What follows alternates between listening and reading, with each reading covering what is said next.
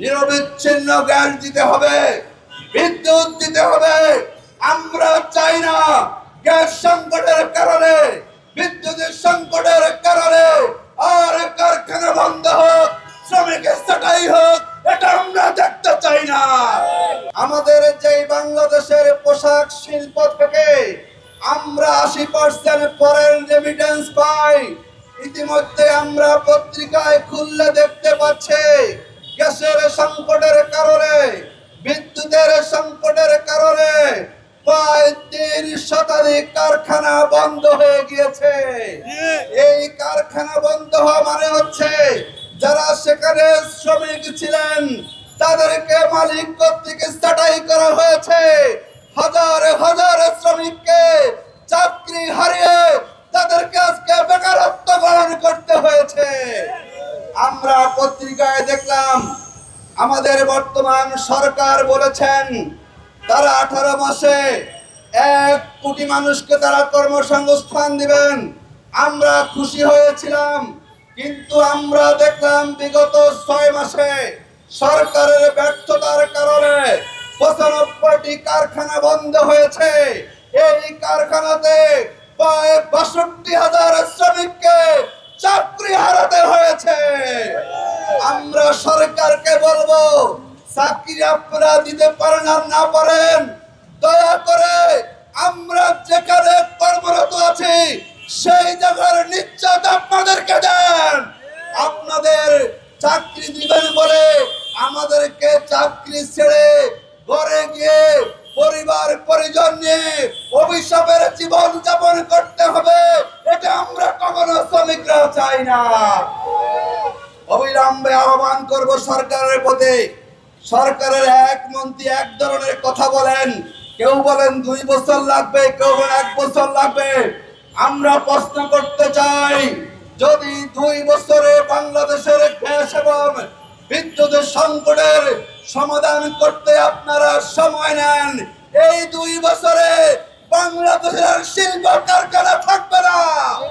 আমরা খেয়াল করেছি বিগত কয় মাসে প্রায় 40% উৎপাদন কমেছে, অর্ডার কমেছে।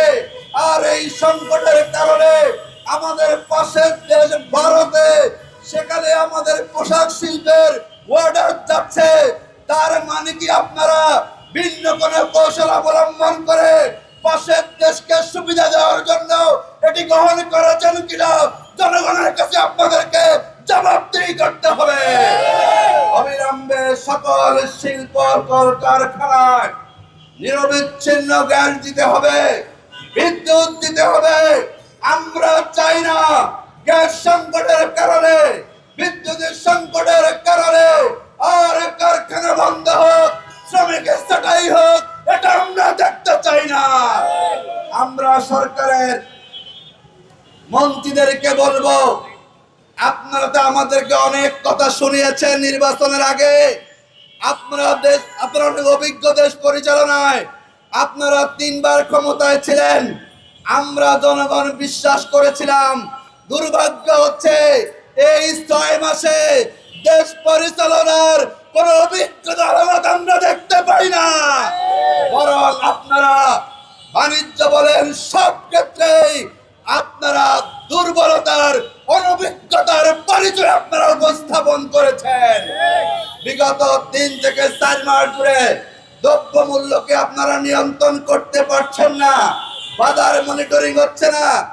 আমরা জানি না আমাদের বাণিজ্য মন্ত্রীকে, আমরা জানি না তার স্যার, আমরা দেখি না, কিন্তু আমরা দেখি বাজারে আগুন লেগেছে। এই আগুনকে আপনাদের নিভাতে হবে। আপনারা বাজারে নিয়ন্ত্রণ করতে পারবেন না, তেলের দাম বাড়াবেন, গ্যাসের দাম বাড়াবেন, জ্বালানি তেলের দাম বাড়াবেন। আর আপনারা শ্রমিকদের মজুরি বাড়ানো নিয়ে এখনো কোনো পদক্ষেপ গ্রহণ করেন নাই। এটা বাংলাদেশের শ্রমিকের সমাজ দীর্ঘ সময় আমরা সহ্য করব না।